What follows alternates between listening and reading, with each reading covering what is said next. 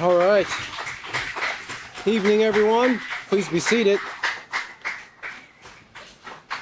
Sure, I got that all the way on. Okay. Welcome to another Peaceful Solution Character Education Teacher Certification class here. We're going to be continuing in Chapter 6 of the Self-Control Unit. And I really do hope everyone was able to go back and rehearse the previous several classes with Chris and William and what they were covering, because we're looking at self-control and society. Now, you know, it doesn't take a rocket scientist right now to look across society, look at the news, and see that our society as a whole, and I mean globally, not just the United States, but globally, desperately lacks this character trait of self-control. They lack a lot of other traits as well, like responsibility and so forth, but humility is another one of them. But self-control, of course, is what we're talking about, and as we covered in the previous classes and talking about diplomats and so forth and them putting these things into practice, these character traits, the lessons that are brought forth in the Peaceful Solution, that if they were able to do these things, then they could actually bring peace between nations, right? As an ambassador or a diplomat, an ambassador is the highest ranking diplomat of a nation, and they have a specific job, right? To kind of calm the ruffled feathers, so to speak, to explain and to mediate and to work out little kinks and problems, because a lot of things can be lost in translation, lost in communication, especially when you're dealing with different languages. I remember several times that we went to, as it's been mentioned by the previous teachers, you know, we've traveled to many different places, and we've gone to our nation's capital and our state's capital as well, several states' capitals, to present to them the Peaceful Solution, what it can do basically to offer our services. And in explaining to them about a character education program, you know, in speaking through translators, not our own, but they had their own there, a lot of them asked questions in regard to what is it that you mean by character, because some places define it very differently. And then as we explain to it about, you know, the thoughts, the feelings, the choices that affect behavior of the person, the things that a person, the values that a person upholds that affects their decision-making process. In other words, to help them to become a morally responsible person, a person who values and upholds the rules, they were totally fine with it. But in many cases, you can see where it could be very easy for messages or information to be lost in translation, because something that's said in one country might have a completely different meaning in another country. And this, of course, is why it's beneficial to have translators who understand the intent of things, but also, as we were covering previously, the ambassadors and the diplomats, where they can go and kind of explain more of what the goal of the leader of that nation is trying to accomplish. And of course, as was covered in the previous class, we are learning to become ambassadors of peace. And this is what we're going to be picking up on page 176. Every one of you, and even those who have just maybe even tuned in for the very first time, who have been attending the Peaceful Solution classes, the information in here is helping you to become an ambassador of peace. Now, remember what we said here. You know, even the United States, I think currently the United States has 190 ambassadors. 190 ambassadors represent the United States. There's only a few: Iran, North Korea, Antigua, Barbuda, Dominica, Grenada, St. Kitts and Nevis, St. Lucia, St. Vincent and the Grenadines, and Guinea-Bissau. Those are the few places that don't have a U.S. embassy or an ambassador to represent the United States. Doesn't mean that we're mean with them or anything like that, but they don't have an ambassador in those places. But irregardless, these lessons, the information that we're going over here, you know, it crosses over international lines. It crosses language boundaries and so forth. It's the characteristics or the character traits, the concepts, the principles that are taught in the Peaceful Solution, as we learned early on in the character unit, these moral principles are universal in that everyone can agree with them. They just have to understand what it is that you're trying to present. And as William covered in the previous class, many times leaders will get together and they'll have these big fancy meetings and they'll, make a big show of it, and the photography, the news media will be there, snapping pictures, and they'll stand together and they'll shake one another's hand and they'll smile at the camera, and then they'll turn. I can't believe that guy, who does he think he is, And you can see it in their body language, but you could also see it, as was presented, through the decisions that they make on an everyday basis in their interaction with those nations, okay?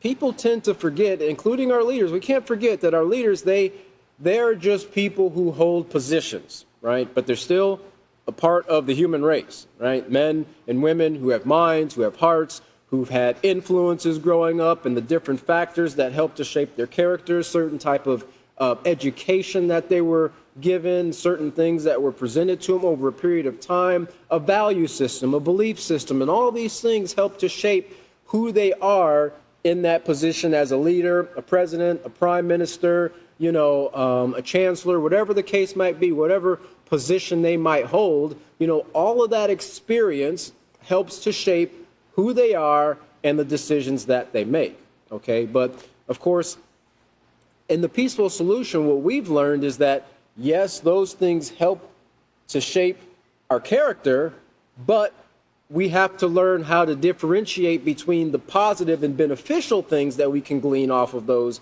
experiences and influences and family values and genetics and choices and so forth, and separate those from the negative part of those experiences and the things that were brought up in our life, because we want to push those things aside. Remember, accentuate the positive and eliminate the negative. Well, that's the beneficial thing that everyone gets with knowledge.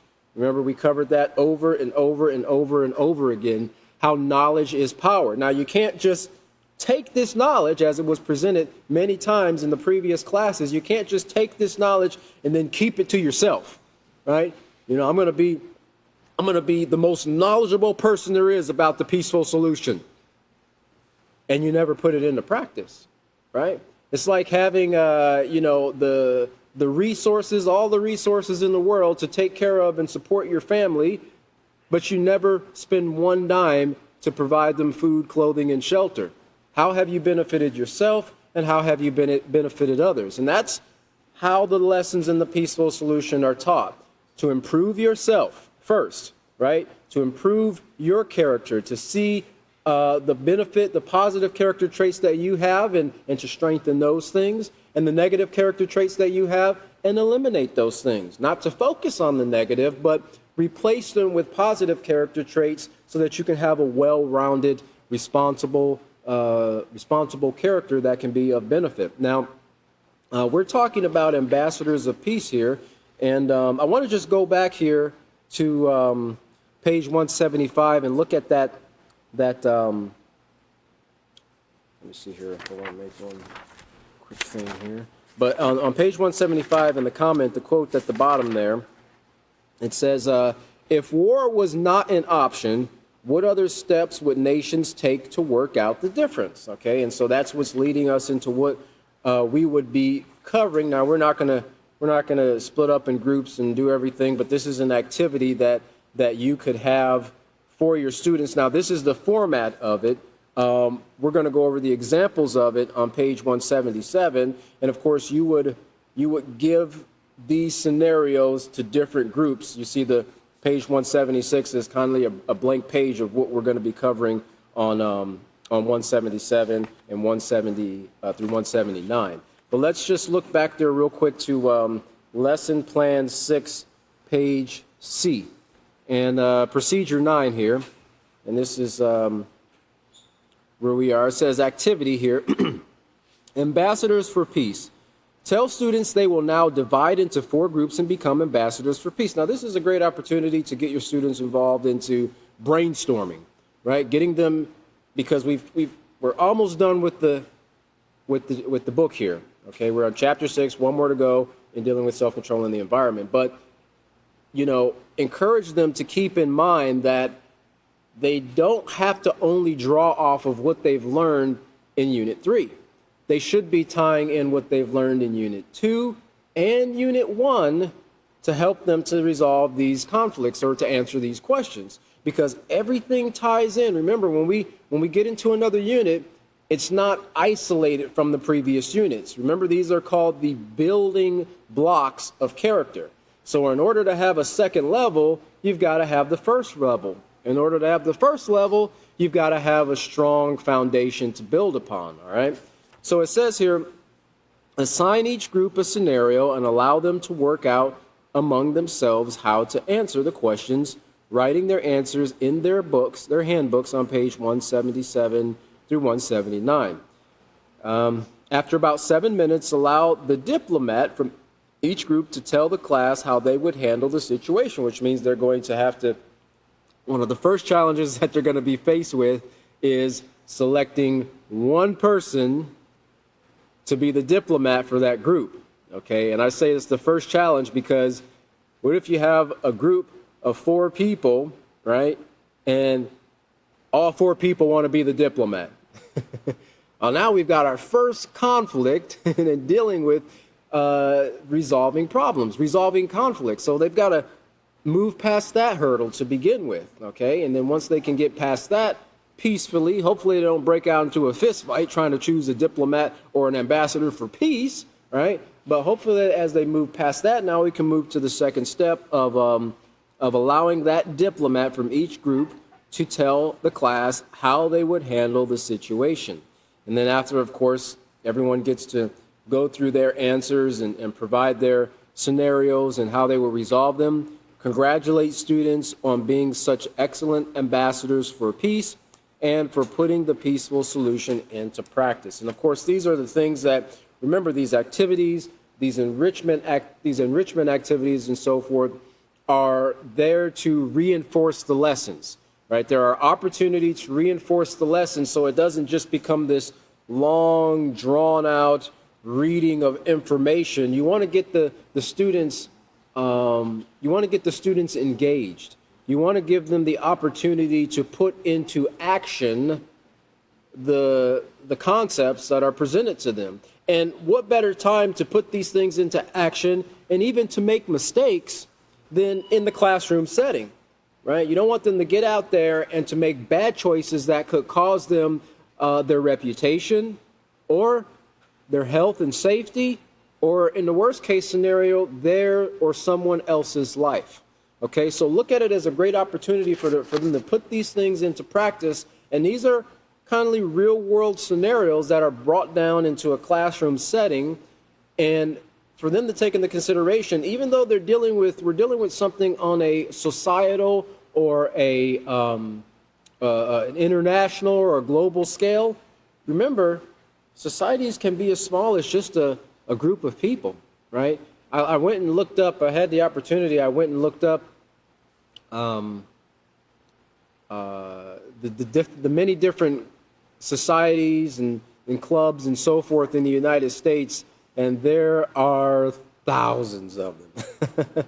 There are absolutely thousands of them. I think many of us have heard of many of the different societies. Now I'm trying to think of one. I can't think of one, but, different. It's just because it's a club or a group, remember, it doesn't necessarily have to have society in its name, right? We live in a society, but we're not called the Society of the United States of America, okay?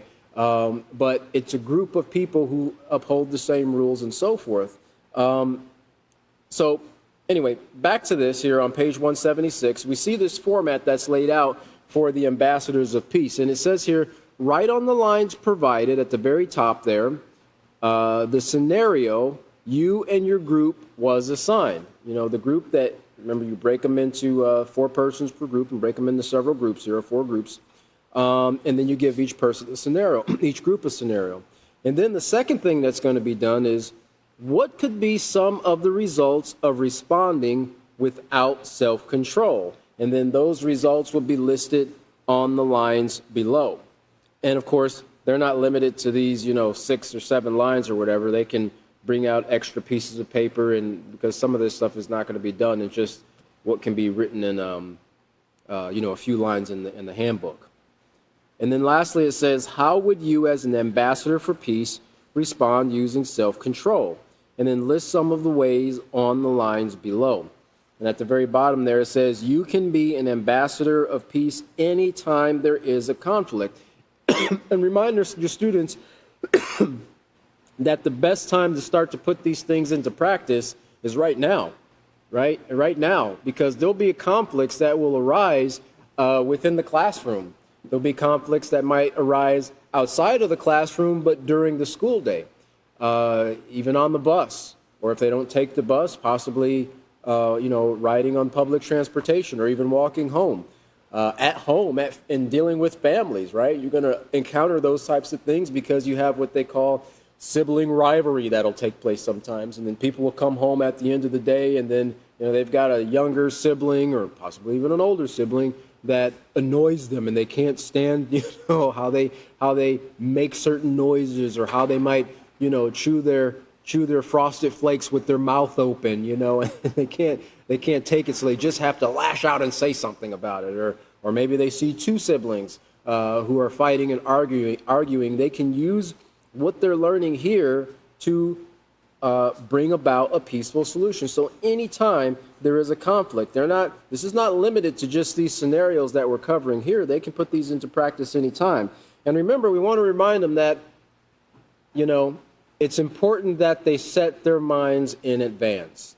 Now, one of the benefits of setting your mind in advance to handle something in a peaceful way is that when you do so, you have to constantly remind yourself and think about what you've learned and the principles that you've learned and how to apply them.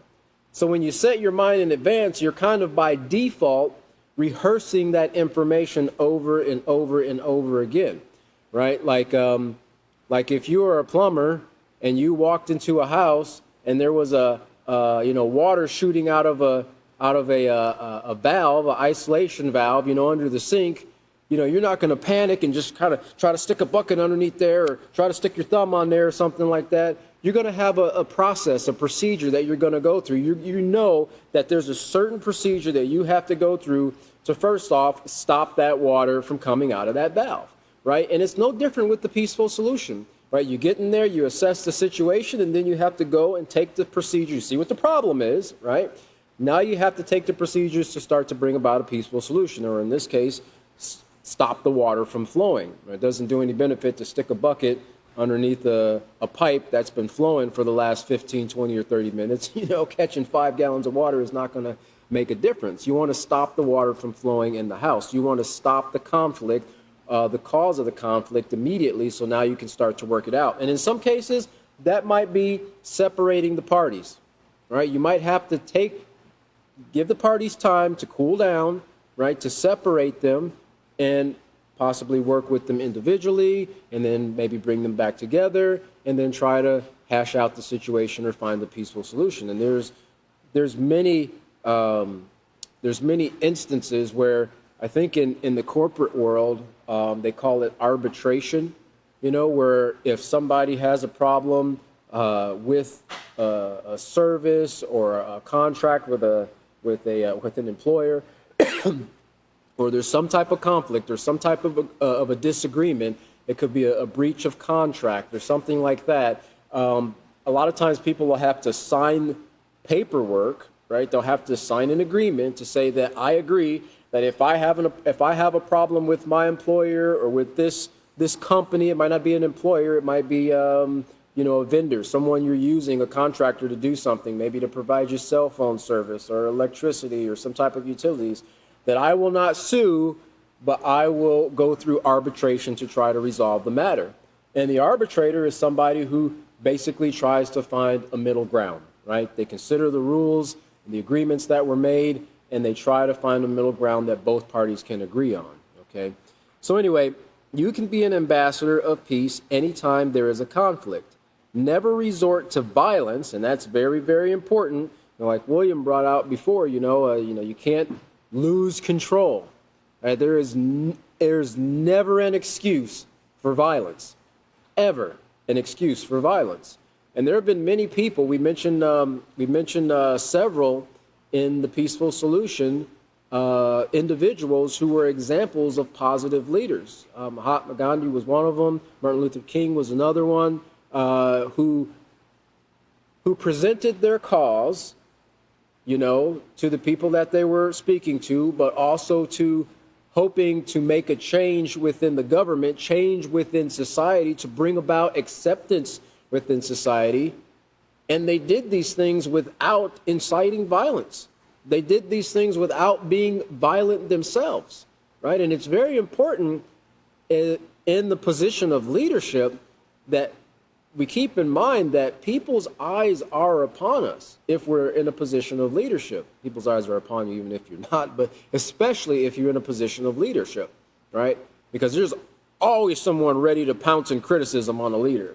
It makes no difference. You could be, have the most clean record and be in a position of leadership for a nation, for a company, for a city or a government, and there's always going to be someone there who's willing to pick you apart, right? Character assassination, as they call it, to try to find something to bring you down. But it's important that we set that standard, set that example that we want those who are following us or our cause to follow as well. And even in some situations, some of these men were hit, they were spat upon, they had derogatory things said towards them, they had their families abused, their property destroyed, fires were set to things, horrible rumors were made, they were stuck in jail for periods of time. They never resulted to violence, okay? And these were two, at least in this example, just two individuals who were not taught the lessons. Well, I shouldn't say they were never taught these things. They probably had several of these concepts taught to them at a very young age. But the whole of what we're going through in the Peaceful Solution, they didn't have that, and they still made the choice, okay? And that's very important to reiterate over and over to your students, is they have a choice. No one forces you to choose violence, okay? No one forces you even to be angry. We have a choice as to how we respond to something that might push our buttons or step on our toes, or remember what we call those anger triggers, right? You can remember what anger does? It just lets you know that there's something taking place that you don't agree with, okay? You can acknowledge that you don't agree with, and then redirect your thoughts from that point on. If you sit there and focus on those types of things, all you're going to do is feed your mind with more and more negative emotions and anger, and that's going to reflect in your physical person, your emotions and your physical being. And if you're not careful, those things are going to come out in your words and your actions. So never resort to violence, aggression, or war as an option. Never an option. Always peace. This should be our only option. Continue to communicate until a peaceful solution can be reached. And that's the problem, because some people, they don't like to communicate. They don't want to hash out the problems. There are some people who actually thrive on negativity. You've heard it saying, this person loves to be around drama. This person loves to be, they love to agitate. They're instigators, right? We had instigators in high school and school, and, you always had groups and cliques of people and so forth. And, if something took place and someone said something that was disrespectful, oh, you're going to let him talk to you like that? Oh, you're just going to let him do that? He just tripped you, right? And people that instigate situations to try to egg you on to respond in a negative way, because for some reason, it seems like they really enjoy violence, aggression, retaliation, and so forth. Well, you can't allow even a person like that to be the causer of your downfall. So it comes right back to us, right back to the student as individuals, that we have a choice to make, okay? So let's look at page 177 here for our very first scenario. And it says here, under Ambassadors for Peace scenario, page 177, it was just reported that a military aircraft from another nation have entered your airspace no-fly zone. Okay, so that's the scenario that's given, and then like on 176, the first and the second are the A and they correspond to the A and the B on 177 through 179. So A here, what consequences would occur or could occur if we do not maintain self-control? And of course, you know, they're going to come up with lots of various things and different examples and so forth. So encourage them to think about things. You know, even, you know, in a class, a lot of times when you're dealing with junior high school students, they go through, well, I guess it depends on what school you go to or what grade you might be in, but we had both history and we also had social studies, right? And social studies kind of covered history as well, but, you know, even in that word social, it covered, you know, the activities, both positive and negative, that occurred within the society, the history of the activities and the results of those activities and how they shaped our society today, all right? That was what was covered in social studies. In some cases, I would have thought that it should have been taught how to be social, but without the peaceful solution, you can't really get that full lesson there. So one of the examples that are given here is without self-control, our government would order our aircraft to intercept and shoot them down. So if an aircraft came into the no-fly zone and there was no self-control, then that's something that actually could occur. They would ask no questions. Once the aircraft was shot down, the other nation would then claim innocence and retaliate. You know, we didn't do anything. You know, all we were doing was just flying our airplane, and they just innocently, you know, or just recklessly shot our aircraft down. So we have the right to retaliate. Other countries would choose sides, becoming involved, and this is where you get into allies, right? The allies, especially when you get into groups like NATO and so forth, they have certain responsibilities where if one nation within that society of nations suffers an act of war, then it's kind of the duty of the other nations to come in and support their retaliation, because that's essentially what it is. It's them retaliating against the other country. It would be nice if they would all come together and try to find a peaceful solution, but that's not taking place yet. That's, you know, it's not that they don't try to hash out things, because I truly believe, and as you know, was covered in the previous classes with Chris and William, you know, our global leaders, they understand the consequences that are going to take place with nuclear war, right? I think for the most part, they're just trying to figure out a scenario where their country could have the least amount of damage because it's what they call mutually assured destruction, MAD, right? And as was quoted in the last class, you know, the next war will be fought with sticks and stones if when this third world war takes place. Because what are you going to have? You're not going to have aircraft. You're not going to have laser-guided missiles. You're not going to have nuclear-tipped warheads or anything. Nothing's going to work. And not to mention, most of the armies are going to be devastated because those are going to be the main targets from the other countries, okay? So these are things to think about. A lot of young people don't, you know, think about this. You think about this generation right now. Now, I grew up in the, 70s, 80s, 90s, and I remember a lot of the things that were taking place with Iran, Contra, Desert Storm, Desert Shield, Afghanistan, Iraq, those different wars, a lot of different wars, in fact, not just conflicts. You know, wars were taking place, but even before that, I mean, in the time period of Vietnam, the Korean Wars, you know, a lot of different things that were taking place. A lot of generations have just seen nothing but war. I mean, there's always been some type of war taking place someplace. Like William mentioned, I think he said 130 wars that the United States is currently involved in right now. 130 wars, okay? Which means that are 130 places, wherever they might be, people are being negatively impacted because of that. And we're going to see a little bit later some of the negative impacts that come as a result of that. But lost my train of thought there. Anyway, these things take place on a daily basis. So without self-control, they would shoot the aircraft down, no questions asked. The other nation would retaliate, and other countries would choose sides, becoming involved. The problem would escalate, becoming a war. Nuclear weapons would be utilized, and the Earth destroyed. All right, and like we brought out in previous classes, right now we have, just between the United States and Russia, over 11,000, close to 12,000 nuclear weapons.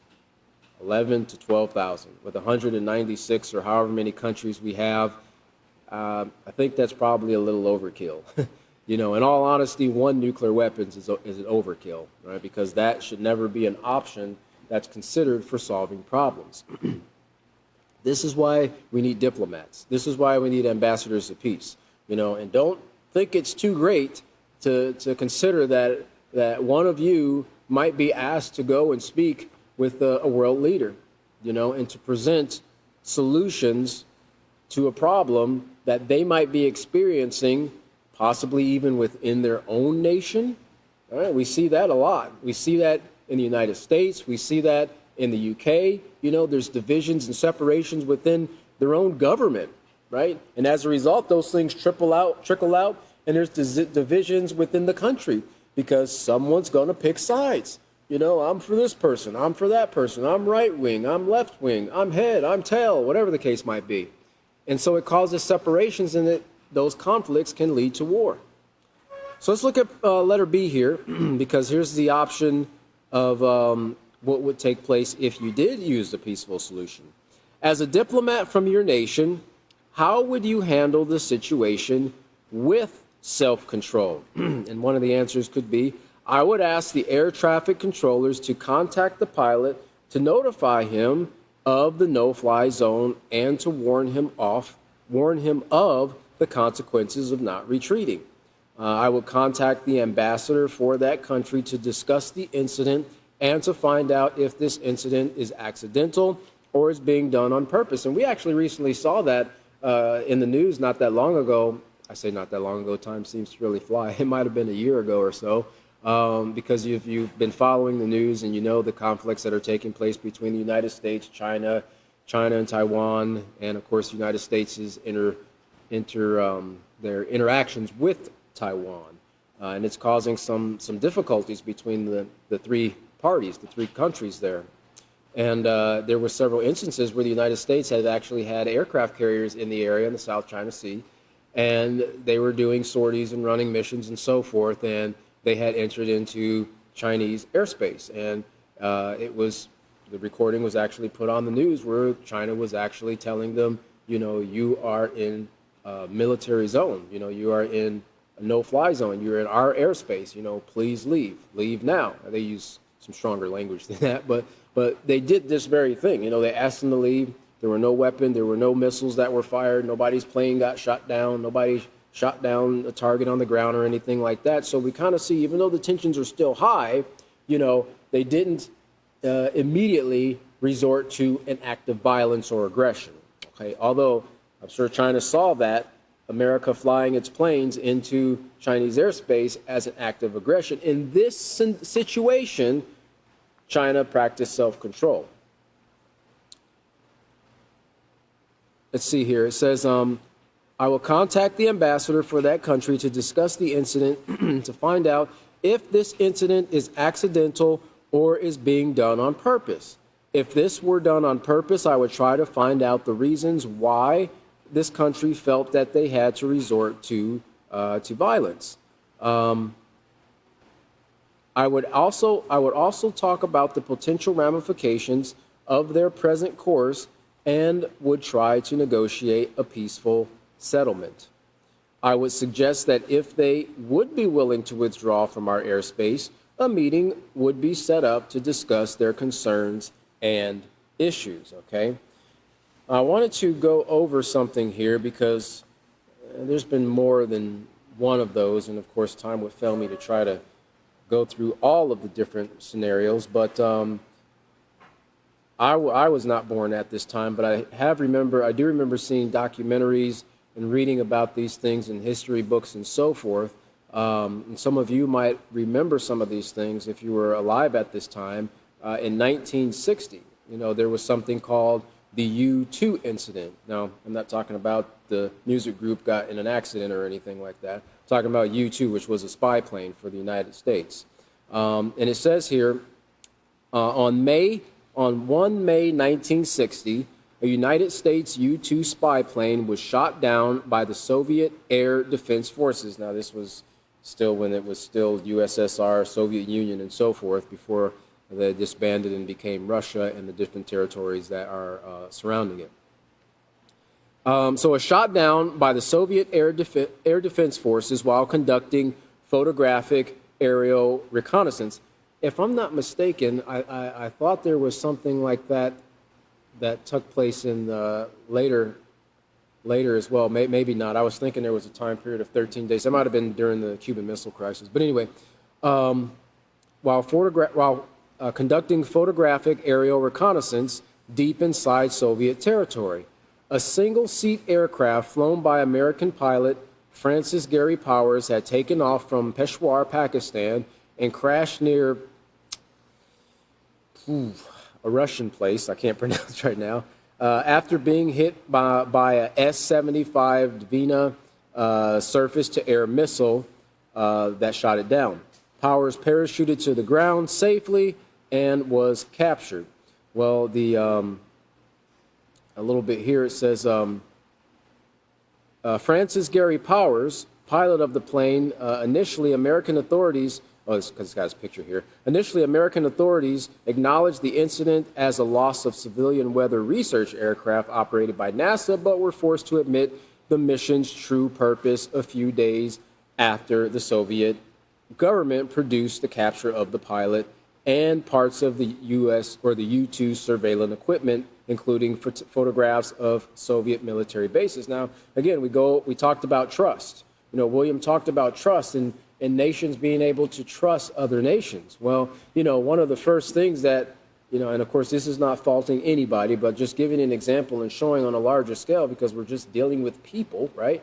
One of the first things that the U.S. did was they made an excuse. They made a lie. They brought forth the lie, right? Well, then when Russia brought forth the evidence, they brought forth the facts, and then they were forced to kind of come out and tell the truth, okay? Well, what does that set in the minds of people who are watching this conflict or this scenario unfold, both in the United States and abroad, and even people in Russia? Does it set a stage for people being able to trust the United States when, they brought forth this untruth about what was actually taking place?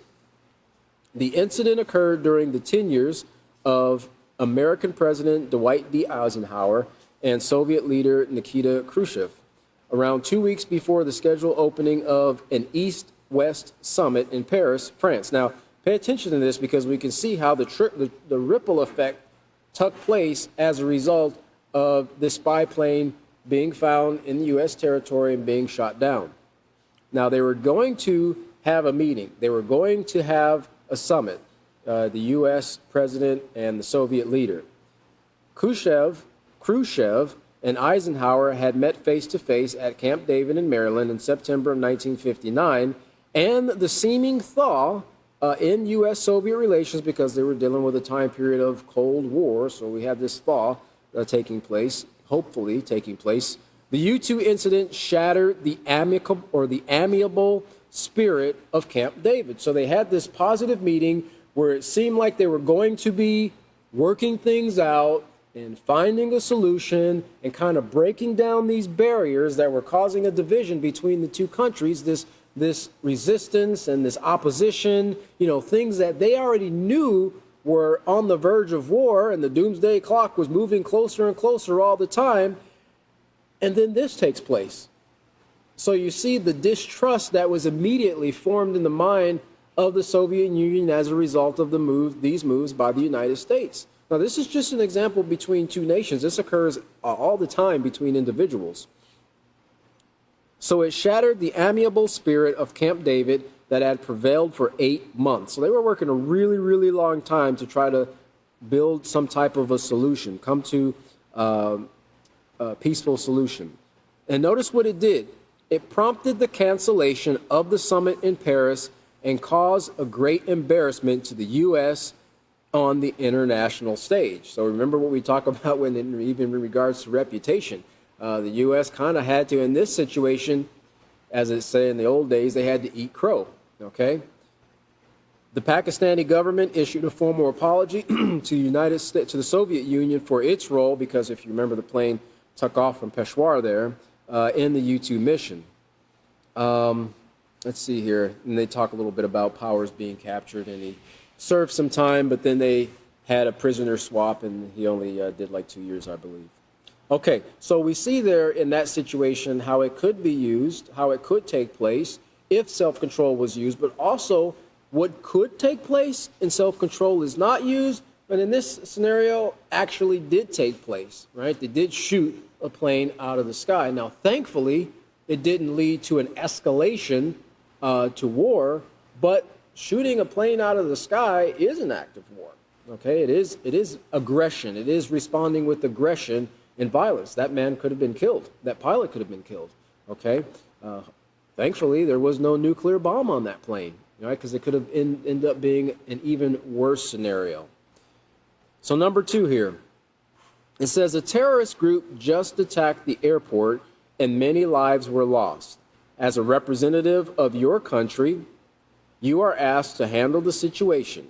So let's look at A here. If the situation was handled without self-control, what could be the result? Well, of course, here, something that could take place is retaliation, just like we saw in scenario 1.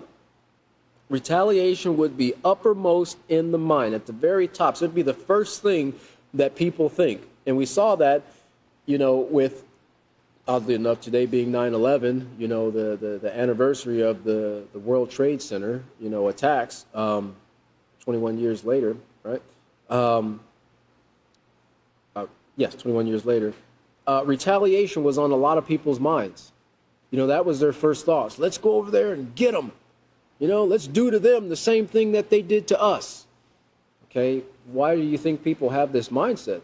Because they're trained, they're taught.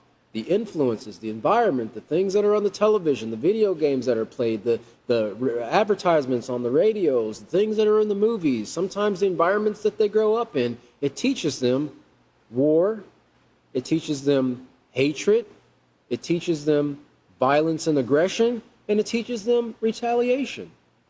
So even though this was their response as students and teachers of the peaceful solution, we know we can't just look at them and fault them and say, well, you're a bad person for thinking we should go and attack these people. We understand where this mindset comes from, okay? And that's the only thing that increases our value to society, is because we can understand and differentiate, these negative influences and how they affect the decision-making, the thought process of a person, but separate ourselves from those things and try to find a peaceful solution. They can't find a peaceful solution because they've never been taught what a peaceful solution is and how to put it into practice. That's where your jobs come into play. So it says here, I would make every effort to find out where they live, to attack and destroy any hideouts. Now remember, this is the diplomat that is giving the answer to this particular scenario here. This is why it's using the I format there. Since they didn't care if women and children were hurt, I would do likewise.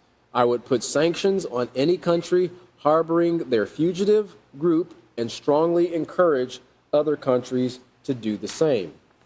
Okay, so we see there that more than likely no beneficial thing is going to come out as a result of that. And then you see situations where this takes place, where people or countries will go in and they will invade other countries, and a country itself might not respond in retaliation, but you'll have these groups, these militant groups within that country who are offended by another country coming in and taking advantage of or making war against their nation. So these little militant groups will form, and they call them terrorist groups and so forth, and they'll go out and they'll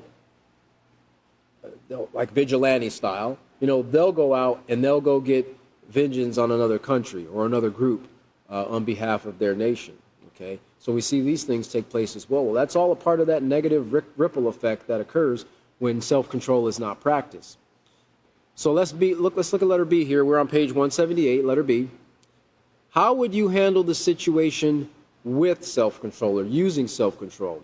It says, I would request that the appropriate groups become involved to deal with the survivors and with the dead. I would not retaliate, but instead, I would make every attempt to to contact the terrorists, to set up a meeting, to listen to their concerns, and to address those concerns. Now, this is something that, at least on the surface, we've seen in many times. I can really only say from the United States, because I don't live in another country, a statement I've heard over and over and over again: we don't negotiate with terrorists. We don't negotiate with terrorists. In other words, we don't care why you did what we did, we're going to come after you. And that statement's been made by many of our leaders, our presidents, mayors and governors and so forth. We're going to come after you. We don't care why you did what you did to our people. Well, this is the exact thing that needs to be done, right? Not necessarily a negotiation, but communication. The lines of communication need to be open. And in all honesty, which would make it better is if a representative for the peaceful solution was there, an ambassador of peace, to mediate between those two parties, between those two countries, or this nation and this terrorist group, or this group and another group, or whatever might take place. Sometimes terrorist groups wreak havoc within their own country, within their own nation, right? They're not discriminatory about where they do what they do. It's just to serve whatever cause that they feel that they have to stand up for that is important to them, okay? So, but sitting down and finding out what is the problem and what can we do to find peace, to come to a peaceful agreement that is beneficial or amiable or amicable for both parties. Because a lot of times nations don't want to sit down and talk because they feel that this nation is going to try to get the upper hand, like William was talking about in the previous class. They're going to try to get the upper hand. They're going to try to take advantage of me, so I don't want to have anything to deal with. I don't want to have anything to do with them. We'll have to find something else. The only thing that gets their attention is a nuclear bomb, right? That'll get their attention. Well, it'll get their attention. It'll cause them to want to retaliate as a result. So let's just take a little bit of a little history lesson here, seeing as though, there were several attacks that we can draw off that shows the airplane attacks. There was one I saw that actually took place in, I think it was Glasgow or something like that. But, the thing that we can remember the most of is 9/11, right? September 11th, 2021, and that's called the September 11th attacks that took place in the morning. I think it was, if I'm not mistaken, a Tuesday morning. Yeah, Tuesday morning, September 11th, 2012. And it says here, that morning, 19 terrorists hijacked 4 commercial airliners scheduled to travel from the northeastern U.S. to California. The hijackers crashed the first 2 planes into the Twin Towers of the World Trade Center in New York, and the 3rd plane into the Pentagon, which is the headquarters of the American military in Arlington, Virginia. The 4th plane was intended to hit a federal government building in Washington, D.C., but crashed in the field following a passenger revolt. The attacks killed nearly 3,000 people and instigated. Now, notice what it did as a result. Okay, when self-control is not practiced, it instigated a war on terror. Okay, and not just a war in regards to a war on words, but an actual war. And William was talking about in the video, which was being shown with Miss Lipscomb with her son going into Iraq, which I believe was in 2003. The United States went in 2001, if I'm not mistaken. They started going into Afghanistan, right? They started chasing after the terrorists in Afghanistan. And every single missile, every single bomb, Every single mission targeted only the terrorists, and not one civilian was injured as a result of that. Said no one ever. You remember the soldiers that were giving their testimony in the interview when they were talking about Iraq and how many of the bodies and the children and the parents carrying their children, how it impacted them seeing those types of things, right? Those bombs, their spread is very large, right? And those bombs are not discriminatory as to where it explodes, right? They might try to take out an isolation or if there's a terrorist in one particular place where they're just going to take advantage and try to get rid of that terrorist, what they call the collateral damage, which when you think about these things, you see how much the peaceful solution is needed in society, okay? Because first off, there's no value for life when we use war as a result to try to solve problems, okay? Second all, think about just taking the lives of people who have absolutely nothing to do with this conflict, right? Going about their day, thinking about providing for their family. And next thing you know, here's a bomb that knocks down thousands of pounds of concrete and rubble, taking off limbs and disfiguring faces and so forth and ending lives. That's a horrible thing to have to go through, right? And many people are even forced and displaced out of their own countries because, wars take place for so long that they can't even do what they need to do to raise a family. They can't even do what they need to do to provide food and clothing and shelter. Maybe they were farmers at one time. Well, how are you going to farm if there's landmines in your field?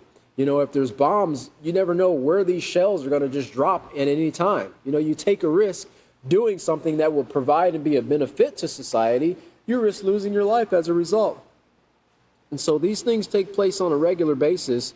And as we said, the United States is involved in 130 wars. Well, there's other countries that are involved in wars as well, okay? Because there's allies to the U.S., but there's conflicts and wars that are taking place even within countries, like I mentioned before. Within a country, there might be what they call a civil war, where another country might not even be involved in it. That's within the kind of their own walls. They're having a conflict, the family feud, so to speak.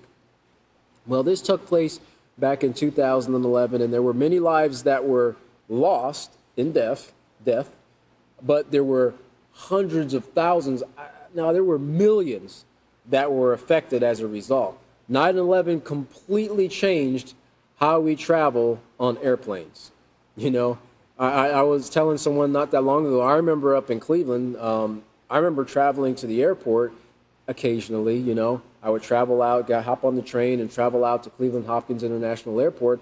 And I remember walking into the airport, walking into the terminal, and just watching the planes take off and land. I kind of enjoyed it. It was, kind of calming and peaceful to watch the planes take off and land. Can't do that no more. Can't do that anymore. It takes you hours sometimes just to get through security in order to get to your terminal, right? And they recommend that you arrive 2 or 3 hours early, so that you can get through security, so you won't make it, be late to to catch your flight. Well, thankfully in Abilene International Airport, it's a regional airport. It's not international. It's going to be international one day here, but we never really have to wait for any more than 20 minutes. But these are some of the things that have taken place in society, right? These scenarios that are being presented to our students for them to work out, these are things that have actually taken place already many times over, right? And we can bring these things into the class to show them, well, listen, take a look at this, right? This is what took place when this occurred. So we had the situation where China had the no-fly zone, and they say they practiced self-control in that. We had the situation where the United States were in the no-fly zone, and Russia, didn't practice self-control. They shot the plane down, and the ripple effects, the negative consequences that took place as a result of that. Well, we're going to stop right there on page 178. We're going to pick up on scenario 3 in the next class, and that's going to be on 9/14 at 5:30 Central Standard Time. Again, we do thank you for joining us, and we look forward to seeing you at the next class. And we're going to change it up a little bit. David's going to be your teacher for the next class, and I'll be back after him. So have a wonderful evening. We'll see you later.